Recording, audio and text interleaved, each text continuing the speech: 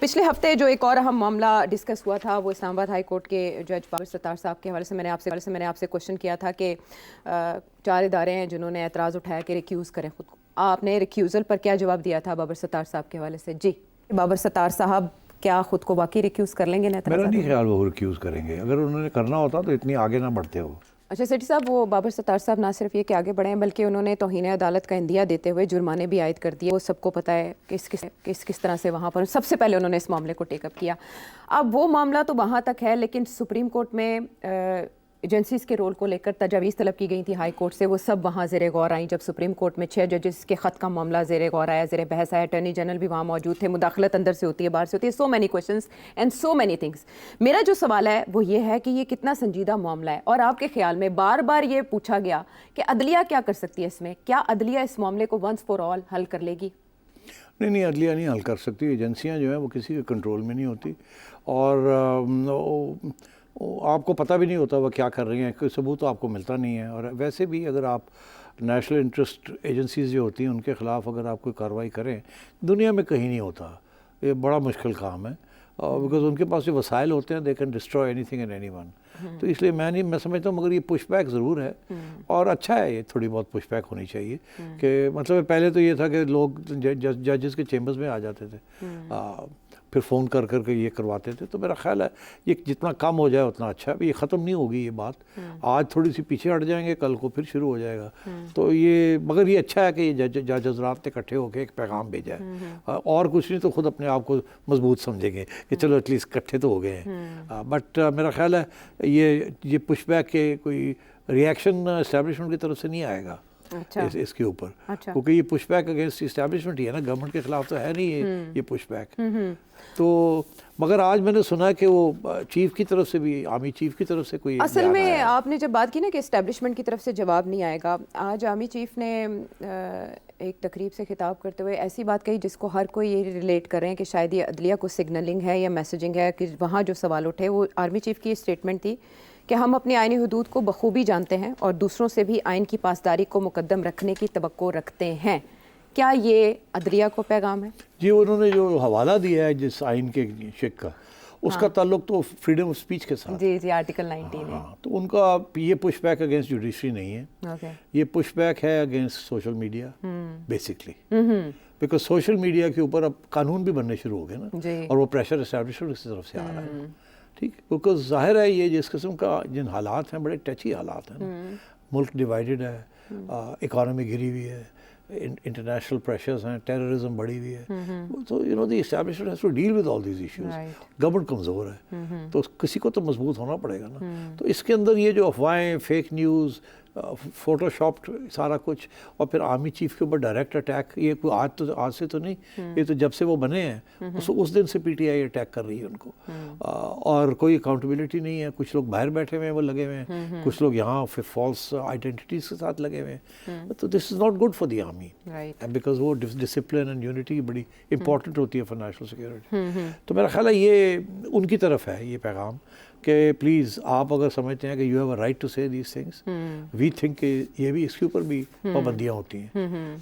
और फिर जब कानून अपनी हरकत में आ जाता है, क्योंकि आपने वायलेट कर दिया होता है, तो फिर आप लोग शोर डालना शुरू कर देते हैं। तो ये मेरा ख्याल है उनकी तरफ से ये एक पुशबैक है कि फ्रीडम ऑफ स्पीच जो है यहाँ तक है, इसके आगे आपका नाक शुरू हो जाता है। तो मैं अपने नाक से आगे जाऊंगा तो फिर नाक कटना पड़ेगा। बिल्कुल ऐसे ही है। तो ये हमें भी पता है कि freedom of speech absolute right नहीं है, रिलेटिव राइट है। रिस्पॉन्सिबिलिटी, मेरी आज़ादी जो है वो आपकी आज़ादी के ऊपर को ना खराब। आपकी आज़ादी वहाँ ख़त्म हो जाती है जहाँ मेरी शुरू होती है, जहाँ आपकी शुरू होती है वहाँ मेरी ख़त्म हो जाती है। तो ये ही बात है जिसकी तरफ वो इशारा कर रहे हैं, बिकॉज कानून आ रहे हैं। अब देखिए ना, ये ट्विटर के साथ क्या हुआ है, यही हुआ है ना कि एक पूरा सोशल मीडिया का एक मजबूत इदारा है जिसको फार कर दिया।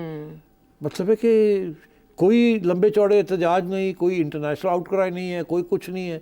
ट्विटर, अब हमें आदत पड़ गई है ट्विटर के बगैर। बिल्कुल ऐसा ही है, एक ऐसा प्लेटफॉर्म जो इंटरनेशनली जो लोग अफोर्ड कर सकते हैं वीपीएन, कितने लोग अफोर्ड कर सकते हैं, बल्कि मिनिस्ट्रीज उसी से ट्वीट कर रही होती हैं, और मिनिस्ट्रीज कर रही हैं, मगर हम नहीं कर सकते। हाँ, तो इसलिए मैं समझता हूँ कि वो तो उसकी जो एफिकेसी है, जो इफेक्टिवनेस है, वो तो उन्होंने आधी से ज्यादा नॉकआउट कर दिया। तो उसके साथ बड़ा फर्क पड़ गया ना, ये फेक न्यूज और ये चीजें जो है, अब वो व्हाट्सएप ग्रुप के अंदर घूमती है। हाँ, मगर वो तो ठीक है, वो तो पहले से कन्वर्टेड लोग हैं। तो मैं समझता हूँ कि इस किस्म की चीज़ें हो रही हैं, और शायद और आगे भी फ्रीडम ऑफ स्पीच, जिसे हम फ्रीडम ऑफ स्पीच समझते हैं, उसके ऊपर कोई पाबंदियाँ लगेंगी। बिल्कुल ठीक है। ये प्रेडिक्शन आपने अपने पहले शो में भी की थी, और सिटीज़ का रोल बढ़ेगा आने वाले दिनों में, ये प्रेडिक्शन भी अपने अर्ली शोज़ में की थी, और हम देख रहे हैं कि अदी अपने आप को असर्ट कर रही है।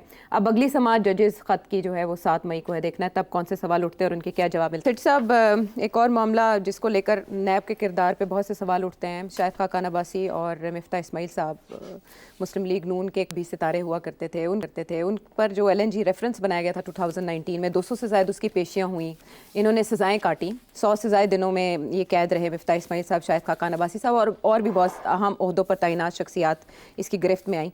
नैब ने उनके हवाले से रेफरेंसेस वापस ले लिए और उनको बरी कर दिया गया एहतसाब अदालत की जानिब से। क्या मिला इस रेफरेंस से किसी को?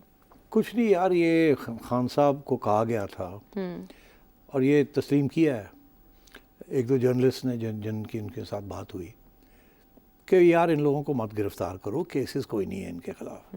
खान साहब ने उस वक़्त ये मौक़िफ़ इख्तियार किया था कि देखो ये मेरा बयानिया है कि ये सब करप्ट है, अगर आप ये मुझे कहते हैं कि इन्होंने करप्शन नहीं की तो मेरा बयानिया कहाँ जाएगा, तो मुझे तो इन सबको गिरफ़्तार करना ही करना है। और उन्होंने गिरफ़्तार किया, उन्होंने तो फिर नवाज शरीफ साहब से शुरू हुए, शहबाज साहब, आसिफ ज़रदारी साहब, राजा परवेज़ अशरफ साहब, यूसुफ रज़ा गिलानी साहब, मरियम नवाज़, इसहाक डार साहब, राना सनाउल्लाह साहब, एहसन इकबाल, मिफ्ता इस्माइल, शाहिद खाकान अब्बासी, मतलब है उन्होंने छोड़ा कोई नहीं, सबको डर दिया।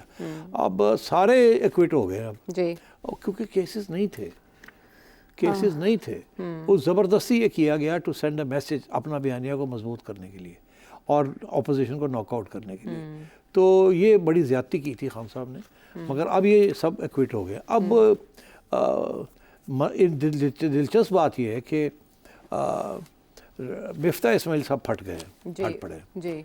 अब देखिए उनके साथ जो हुआ, देखिए वो एक कारोबारी शख्स थे, बाकी सब तो सियासतदान थे। ये सारे ग्रुप के अंदर सिर्फ एक कारोबारी शख्स था जो सियासतदान नहीं था, मगर वो as a technocrat Noon League में आया, वो थे मिफ्ता इस्माइल साहब। बहुत बड़े बिजनेसमैन हैं, अरबों रुपए की इनकी बिजनेस है, इनके और इनके भाइयों की।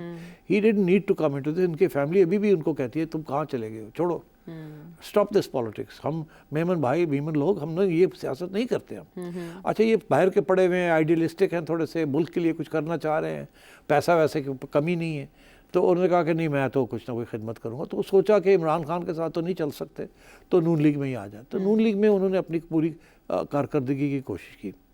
अब वहाँ दो चीज़ें हुई, एक तो ये इमरान खान साहब ने उनके साथ ये पकड़ के अंदर कर दिया, ठीक, जाहिर है बहुत बड़ा वो स्कार है उनके ऊपर, और अगर वो इमोशनल हो गए एक इंटरव्यू के अंदर तो उन्हें एहसास है इस बात का कि उन्होंने जेल क्या, उन्होंने तो कोई किसी किस्म की तकलीफ नहीं देखी थी अपनी ज़िंदगी में। उनकी फैमिली इतनी सिक्लूडेड और इतनी क्लिनिकली आइसोलेटेड थी, उन्हें तो हमेशा एक कंफर्ट के अंदर रहे वो, और उनको तो तसव्वुर भी नहीं हो सकता था, और वो करप्शन का तो सोच भी नहीं सकते। वो इतने अरबपति हैं कि उनको करप्शन की ज़रूरत नहीं है, और वो सारा पैसा जो भी उन्होंने बनाया वो लिजिटिमेटली बनाया कारोबार करके, और उस कारोबार के अंदर कोई कमीशंस नहीं है, कोई हुकूमत से ये करना वो कोई नहीं, प्राइवेट कारोबार है, चॉकलेट बनाते हैं हाँ वो कोको, और वहाँ भी लोग लड़ते हैं कि जी 3 क्यों 4 क्यों नहीं है 5 क्यों नहीं है, और बड़े स्मॉल मार्जिन के ऊपर करते हैं, मगर बिजनेस इज 100 बिलियन, तो मार्जिन 2-3-4% है, मगर वो मतलब that is the Memon approach. बिल्कुल। अच्छा, तो अब बात ये है कि उनके साथ जो हुआ वो स्पेशली ज्यादती है, क्योंकि बाकी सियासतदान तो जब सियासत करते हैं उन्हें एहसास होता है कि किसी से अंदर भी होना है